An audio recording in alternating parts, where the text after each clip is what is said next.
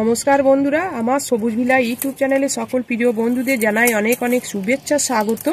আশা করি আমার ভিডিওটি যে যেখান থেকে দেখছেন নিশ্চয়ই সকলে ভালো এবং সুস্থ আছেন। বন্ধুরা, আজকে নতুন ভিডিও আপনাদের কাছে শেয়ার করতে চলে এসেছি। আশা করি ভিডিওটি আপনাদের অনেকটা উপকারে লাগবে। বন্ধুরা, দেখতেই পাচ্ছেন এটা চন্দ্রমল্লিকা গাছ। যেসব গাছগুলো আমার ফুল শুকিয়ে গিয়েছে আর ফুল আসবে না, সেই সব গাছগুলো আমি কি করছি দেখুন, এইভাবে কিছুটা করে ছাঁটাই করে দিচ্ছি। আমি কিন্তু বন্ধুরা এবারে কিন্তু একটাও কিন্তু দেখুন চন্দ্রমল্লিকা গাছ আমি কিনি নাই।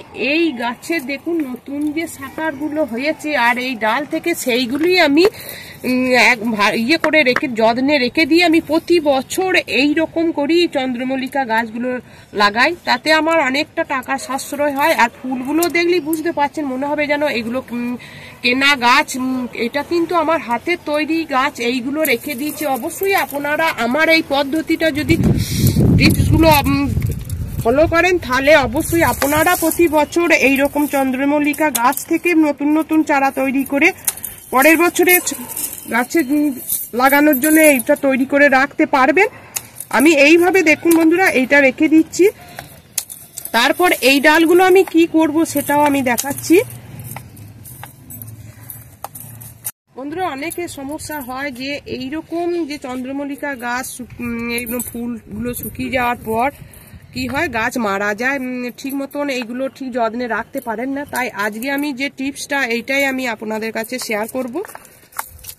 দেখুন আমার এটা ছাঁটাই হয়ে গেল। তারপর দেখুন এখানে হয়েছে, দেখুন এটা হচ্ছে সেই গ্রীষ্মে হয় সেই সাদা সেই পিটুনিয়া গাছটা দেখতেই পাচ্ছেন, আমার প্রচুর বেরিয়েছে, প্রতিটি টবে টবে বেরিয়েছে।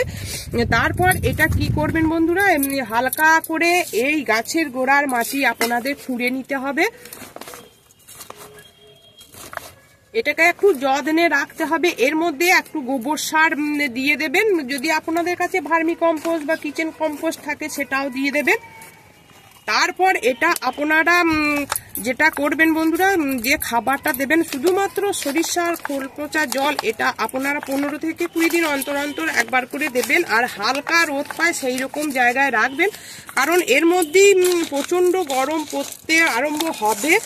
তাই গরমের সময় কিন্তু এই গাছগুলোকে শেডে রেখে দেবেন। দেখুন বন্ধুরা, এই পিটুনিয়া গাছটা আমি তুলে নিলাম, এটা আমি অন্য টবে বসাবো।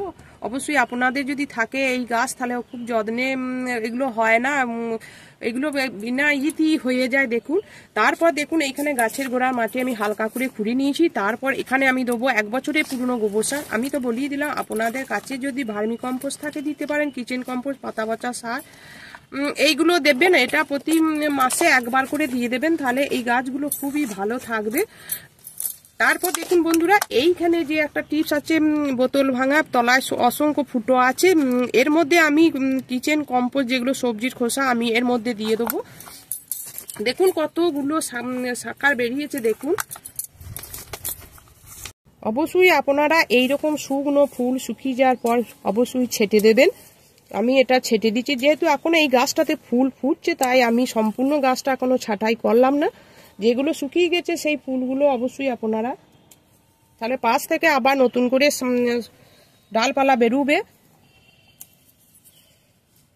দেখুন বন্ধুরা, এই ছাঁটাইয়ের ডালগুলো আমি কিন্তু ফেলে দেবো না, এইগুলো আমি এইরকম একটা কম্পোস্ট বিনে দিয়ে দেবো।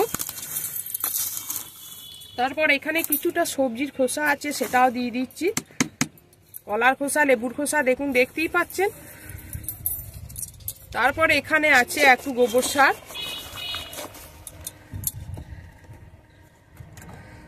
তারপর এখানে মাটি আছে একটু দিয়ে দিচ্ছি।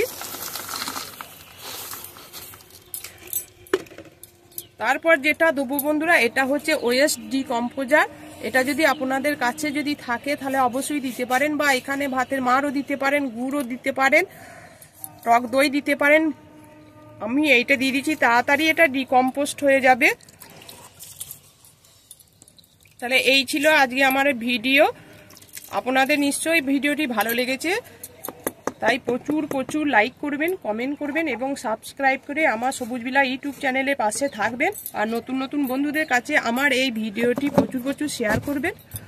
আপনারা ছাদে এইরকম প্রচুর প্রচুর গাছ বসান, অন্য বন্ধুদেরও গাছ বসাতে উৎসাহিত করুন। কি সুন্দর দেখুন আমার লঙ্কা গাছগুলো হয়েছে এবং লঙ্কা ধরতে আরম্ভ হয়ে গিয়েছে। আপনারা এরকম শুধুমাত্র ফুল গাছ না, নানা রকম ফুল ফল সবজি গাছও লাগান। এখানে দেখুন টমেটো ধরতে আরম্ভ হয়ে গিয়েছে। আপনারা ভালো থাকুন, সুস্থ থাকুন, ধন্যবাদ।